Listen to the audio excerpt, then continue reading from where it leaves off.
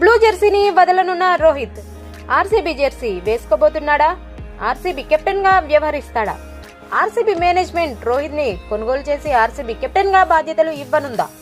Mumbai Indians management Rohit ని వదులుకుంటుందా?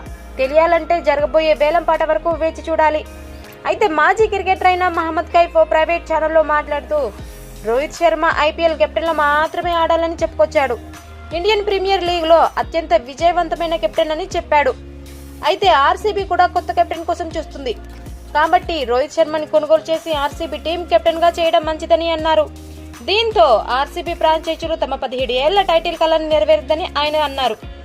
ఈ ఏడాది రోహిత్ శర్మ విరాట్ కోహ్లీ ఓపెనర్ గా చేసి ఇండియాకి T20 వరల్డ్ కప్ టైటిల్ ని అందించారు.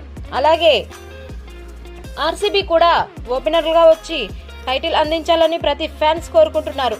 మరి ఇది జరిగేనా?